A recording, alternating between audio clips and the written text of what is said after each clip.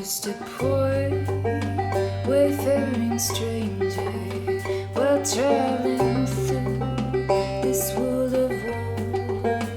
And there's no sickness, toil or danger in this bright light to which I go.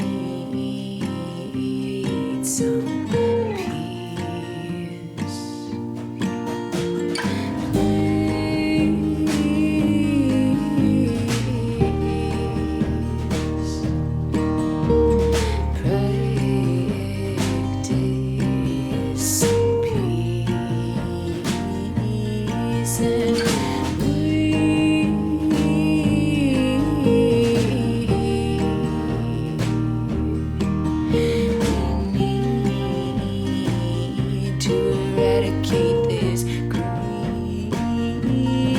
And please,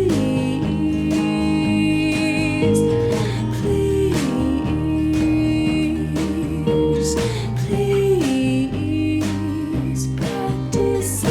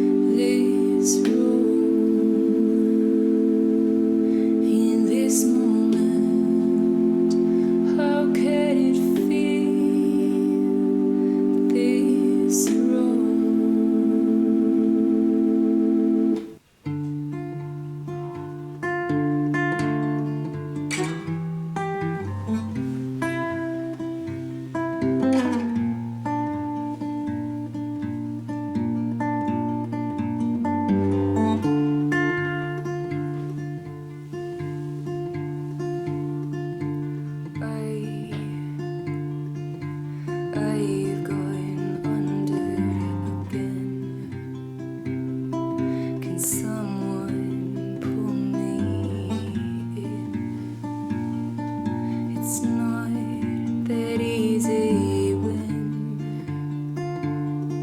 you never learn to swim and your lungs are filled with water. You're a troubled person's daughter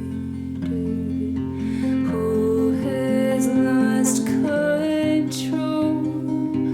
If the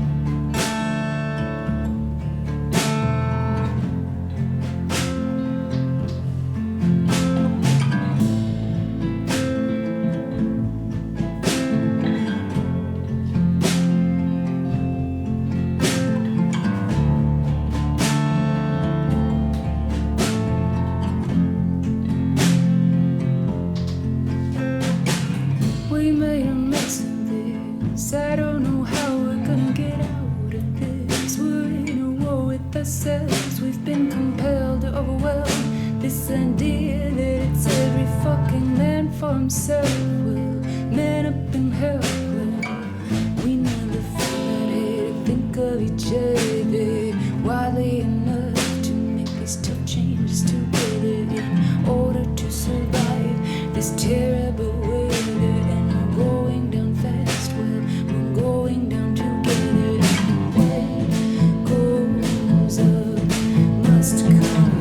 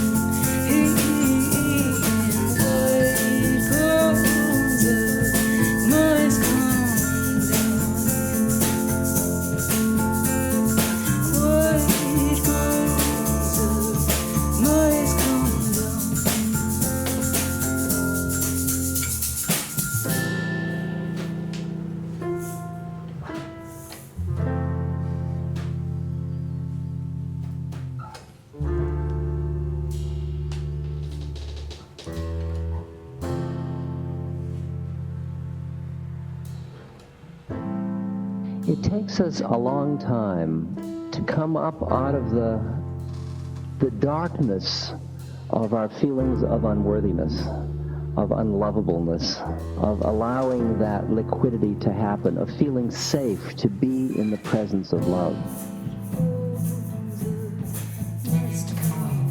When I first experienced my guru loving me, my mind kept flickering with the thoughts of, if he only knew.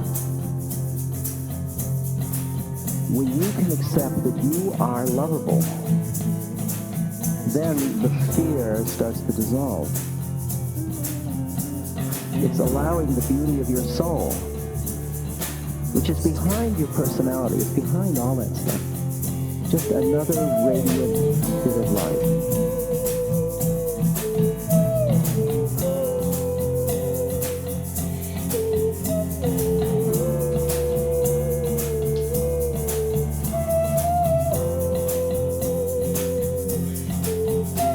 Just observe the kind of sadness, the feeling of loneliness, the feeling of separateness, the feeling of pain. You just watch it and allow it.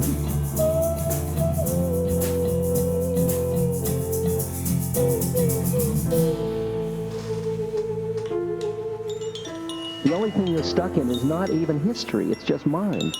It's a model you have of who you think you are and who you think everybody else is. That's all it is. That's exactly what's causing your suffering at this moment, is your own thought forms. And you're clinging to them and saying, this is real. And that's finally why you're driven to work on your mind, to quiet your mind. Because you see the way your personality is really just a series of thoughts that you keep investing.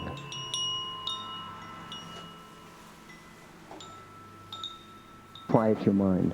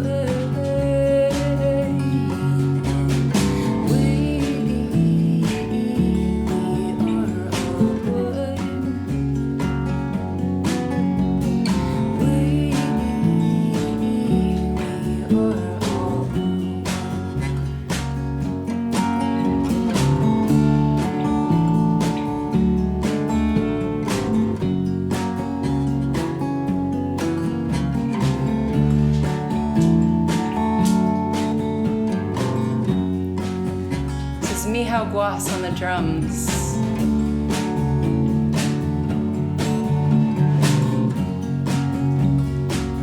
Wojtek Kołodziej on bass.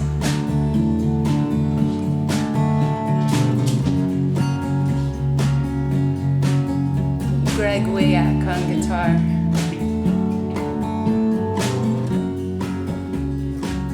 And Pavel Stempien behind the camera. I want to give a big thank you to Soland Records and the Love Server Member Foundation for inviting us to take part in this wonderful series. And my name is Moriah Woods.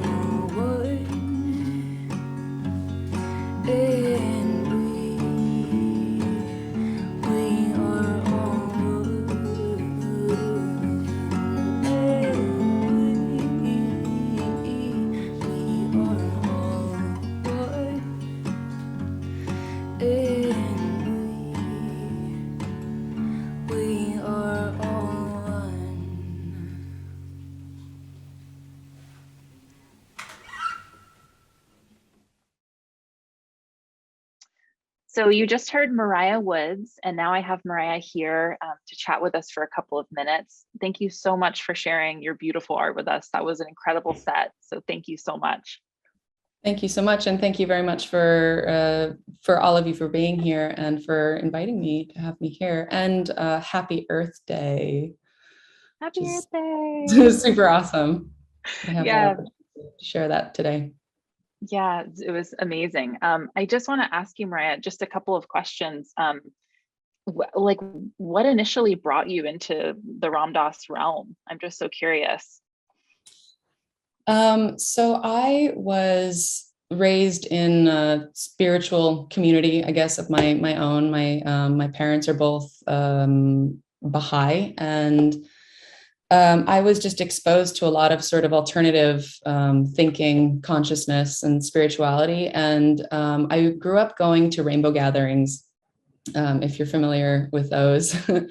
And so that's very deep-seated in my childhood, spending summers in the forest and, just meeting people and talking about spirituality and consciousness. And of course, I guess like in those communities, the book surfaced quite often from time to time, and it's a very, very recognizable book, very distinct. And so I think in my younger years, I didn't have any awareness of Ram Dass, the teachings of Ram Dass themselves. But when I got older and kind of started going on my own journey, I ended up leaving high school early, getting my GED, and I started hitchhiking around Western United States and doing that nomad gypsy thing, which is also kind of the beginnings of my singer-songwriter stuff. And in our groups of kids that would travel around, Be Here Now started resurfacing, and I'm like, wait a minute, I know that book. And so I just spent lots of time. It just kept coming in and out, and I spent a lot of time flipping through the beautiful pages of that book. And I think in my early teens, I wasn't yet at a place where I could, probably it'll take a lifetime to grasp and fully understand, or if ever. But I think at that point, I was just really drawn to its sort of eclecticness and obscurity and just wisdoms that were in there. But it has taken me a lot of years also to kind of come back to that. So it just keeps resurfacing in my timeline, just this book particularly. And so, I was becoming more and more aware of Ram Dass as I got older, and continued enjoying Be Here Now. And I think it was actually my father passed away in 2019, and I dedicated my previous album to him, Old Boy, which I actually have it right here. So that's The Handsome Man. And this was kind of a crossroads for me of really just reassessing what works for me and what doesn't work for me in my life, personally and spiritually.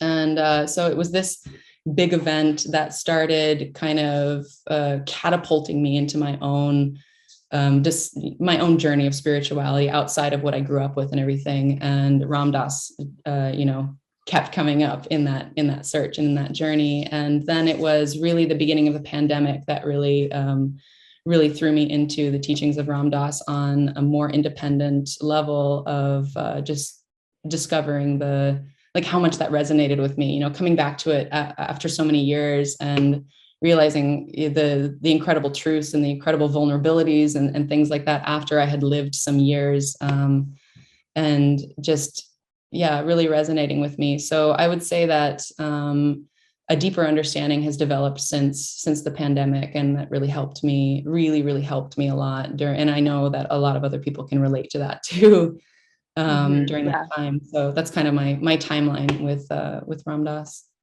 Wow, beautiful. Yeah, it's really incredible how Ram Dass is resurfacing amongst younger people. I mean, I think there are people who are in their 60s and 70s who remember Ram Dass lecturing, back in the day, like when he first came back from India. And now there really is a resurgence of Ram Dass. And I feel even after he's passed, he's almost become more popular and kind of more universal. And he's just really coming back into the focus for younger people. And the book, the Be Here Now book as well, is becoming more popular. And I just think it's so beautiful that his legacy is still shining brighter than ever, even after he's passed.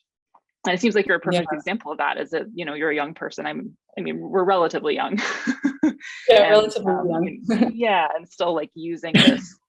He's sort of just in the realm with us. So I think that's super cool. But thank you for sharing that. I noticed in your music a lot of parallels actually to Ram Dass's teachings, just in the sense that you both.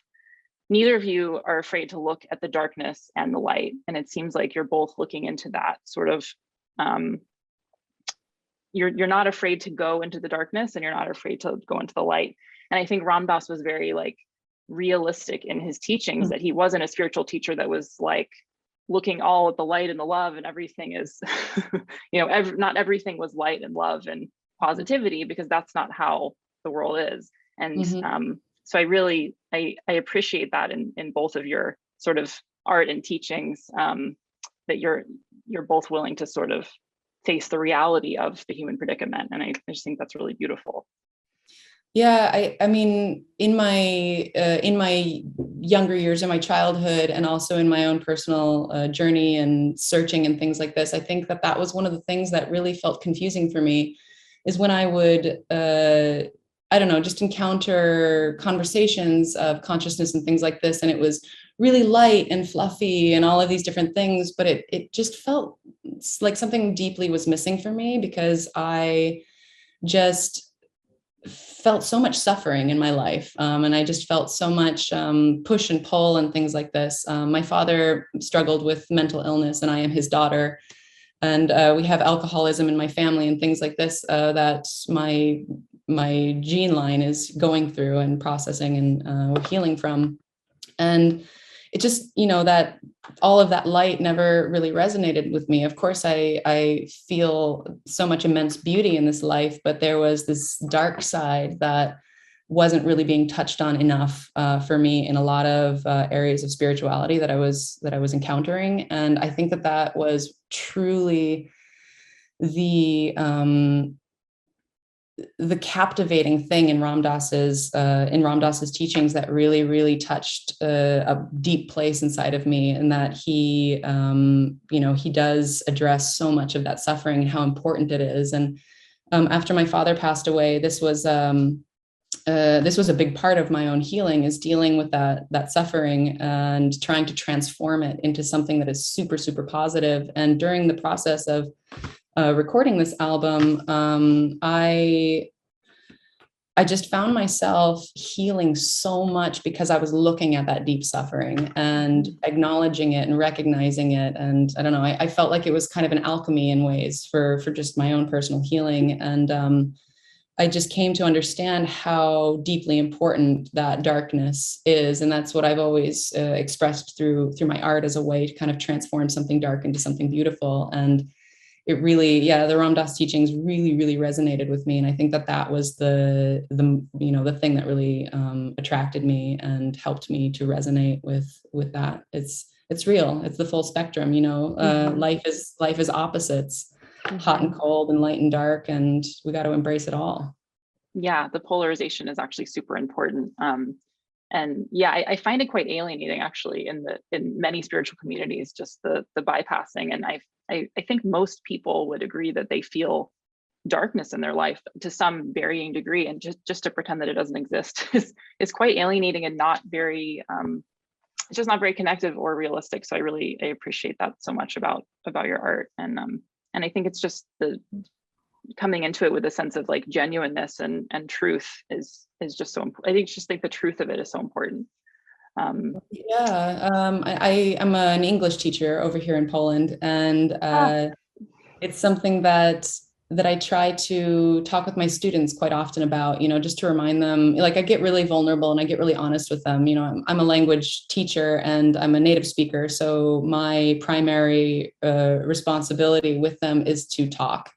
And so we spend a lot of our time talking. And so I get to understand and like feel the depths of really young people's inner workings, which is so very, very, very precious. And, one thing that comes up often is the issues of social media today, and how we get to see these little glimpses of different people's lives that are filtered and are just the good snippets that people want to share, but we're not seeing the difficult snippets of people's lives. And so then you're looking at yourself wondering like, oh my God, everybody else's life looks so beautiful. And why am I suffering so much? What's going on? And it's so confusing. And, and I just try to remind my students that it's okay. Don't worry. You're normal. Absolutely. Yeah. Everyone goes through this. And I think it's so great that you're serving as a role model for them. And in that way of just kind of validating their experience and recognizing that everyone suffers, and there's not a single person on this earth, whether you see it on their social media or not, who isn't going through something. And oftentimes we don't see that. And so the vulnerability is so important, because everyone is going through something. And if we can just connect on that level and just be real about what we're going through, it's just so much more I don't know, it's just liberating in a way. If we can all recognize our shared humanity and our shared suffering, It's just, there's this universality about it. I think that's just so important to recognize, which you capture in your music and Ram Dass captures in his wisdom. So it's just such a beautiful like alchemy, like you said. Yeah, and when we can recognize those different parts, in ourselves and in each other, then we truly are walking each other home. And it's just, yeah. The essence of that quote, it's so beautiful. I love it. I know. I love it so much. Well, Moriah, I can't not ask you. I know you hear this all the time, but I'm just so curious about how you ended up from Colorado to Poland. How did you end up in Poland in 2014? Is that how long you've been there? Yeah, that's right. So I have just been searching for a lot of my life. I've just been searching for something, and I think that's what brought me to hitchhiking and traveling around, the United States and things like this. And I always, I don't know, I just always wanted to get out of the United States. I wanted to go see the world, but I was kind of caught in a place I was just caught in a lot of fear from, just my upbringing and things like this, and uncertainties and things. And I had a friend. I'm from Paonia, Colorado specifically. And I have a friend who was living there at the time. And at that time, I was actually living in Southern Colorado and just kind of feeling lost, not really knowing what I'm doing with my life yet. I was 24, and I was actually 23 when I first came over, and I had just started songwriting, but I was a complete closeted musician, just horribly petrified with fear, unless of course I was at a party and nice and drunk enough to play for others. But like in my mind, I knew that this is something that I really wanted to pursue it, but I was just very fearful of it. I felt like I had stuff to say, but I just didn't quite know how to say it yet. Or I was afraid that maybe I would be judged for the things that I wanted to say. And so I have this friend from Paonia when I was living in Southern Colorado, and he called me up one day and he said, "Hey, I've got some work in Poland. You want to come? If you bring your banjo, I will buy you your plane ticket." And I was like, I quit my job and I left everything, and I came to Poland, and we ended up spending 3 months over here. And during that time, he organized a concert for me in a town not very far from where I'm living now.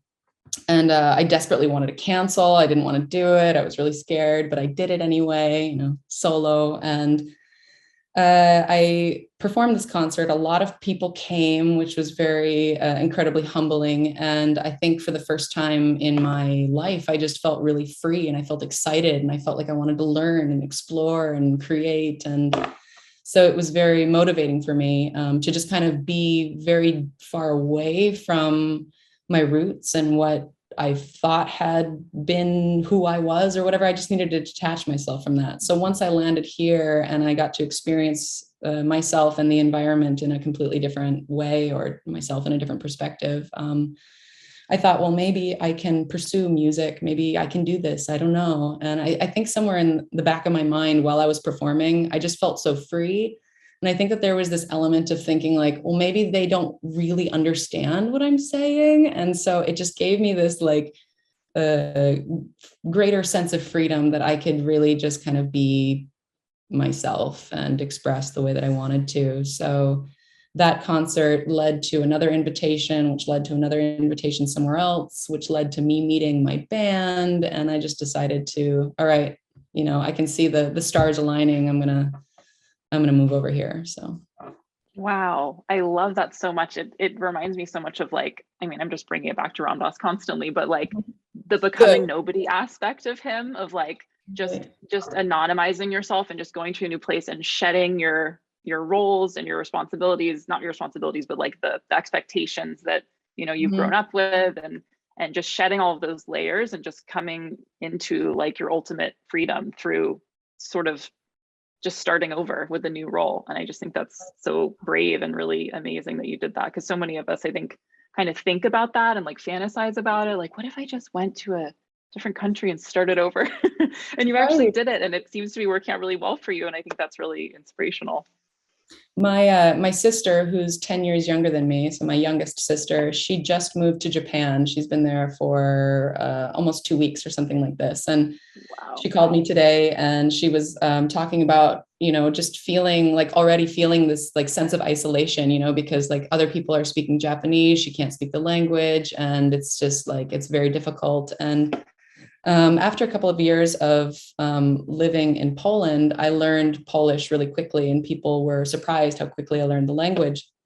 And I told my sister this, and I expressed to her that I joke to people about how, yeah, I learned because it was a defense mechanism, ha ha ha, but which it actually is very, very true, because I really I just, felt this, I don't know, I just felt this necessity to kind of, well, yeah, how to express it.